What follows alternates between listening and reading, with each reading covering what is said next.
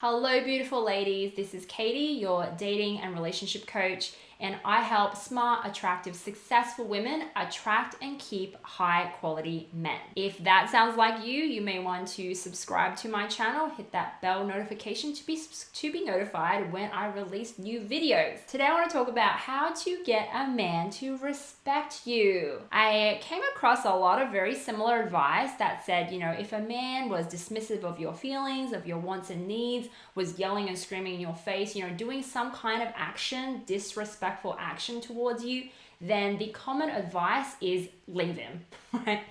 And I didn't really feel like that was that useful or that helpful, because the truth is, at some point in your life, you're going to get a man who will do something that makes you feel disrespected.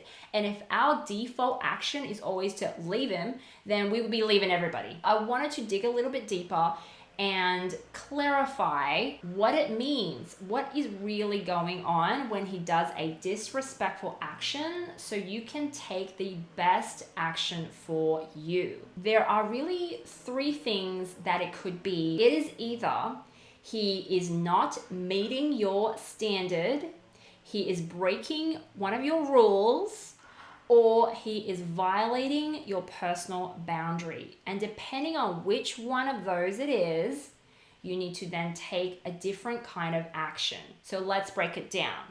If he is not meeting your standard, you need to walk. So we have standards for different labels of relationships in our life. So we have a standard for friends with benefits, a standard for boyfriends, a standard for husbands. A standard is just basically the baseline minimum requirement a man needs to meet, or a person needs to meet, for us to keep talking to them. So if you know you want a relationship and you have your relationship standard, and a man is not showing you he is able to meet that standard, then you know the appropriate action is to walk. Because it's not meeting your standard, then you need to walk. In order for this to work, you have to know what your standards are, and you have to know what you want. A lot of women get into relationships or situationships without being clear what they want.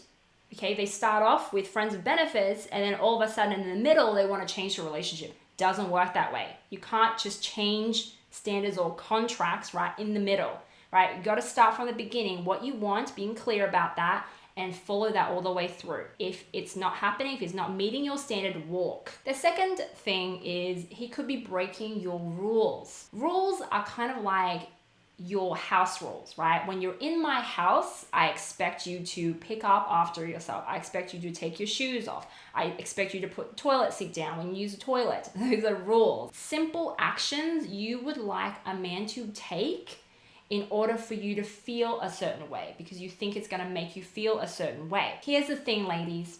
Rules have to be optional. A lot of you are like talking about your rules and being really serious about it as if he is violating a boundary, as if like he can't be upsetting you, he can't break this rule, like as if it's concrete, right? It's written in stone kind of thing. Here's the thing, that's gonna create a lot of problems in your relationship. Men don't want rules, right? Men want to be free. And if you keep throwing rules at him, he's gonna get pissed off, he's gonna not do what you want, he's gonna rebel. Like, people don't do well with rules in general, especially if it's like, do this or else. He's gonna rebel and he's gonna push back. I always tell women, your rules need to always be optional. Tell him calmly, communicate calmly. I would like you to do this. It would be nice if you did this, and then leave it to him. If he does it, great. If he doesn't do it, that's fine. Drop it. Don't keep trying to make him do something that is your rules, not his. Lastly, it could be a boundary violation. How I like to think of this is the walls of your house.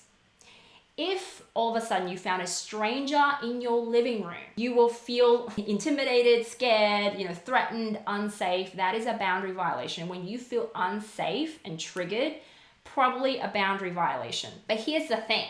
Okay, here's the thing. Don't act hysterical. A lot of women go crazy, get hysterical when a man breaches that boundary without really communicating calmly, right, that a boundary has been breached. Because here's the thing. Most of us don't even know we have a boundary about something unless it is breached, right? Unless it's something really obvious, like him hitting you or yelling in your face. Most of us have very subtle boundaries that we don't know are there unless it is breached.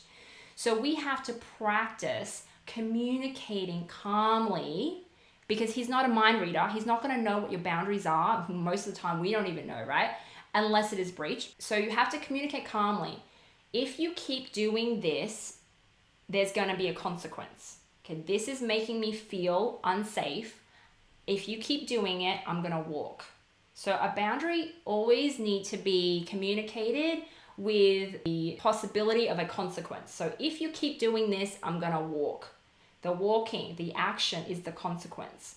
And you want to be respectful, right? Like I said, don't act hysterical. Don't act like he's doing this deliberately to hurt you. Most men have no clue that actually a boundary was violated. So, give him some benefit of the doubt here, because he can't read your mind. And give him a chance to stop doing that thing. If he keeps doing it, keeps violating your boundary, then you walk. Then you take the action, the consequence. Don't just stay in there, stay feeling unsafe because you don't want to scare him off, right?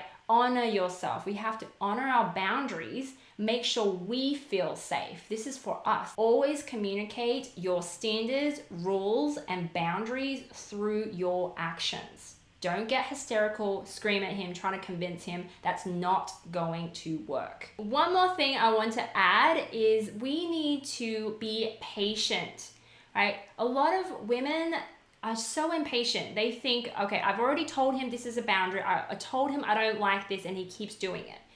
Come on, ladies. It takes time for men to learn your triggers, your habits. I mean, you have to give him a break. We go to universities and study a subject for years until we feel comfortable doing it. And then you expect a man to pick this thing up and change his habits like immediately.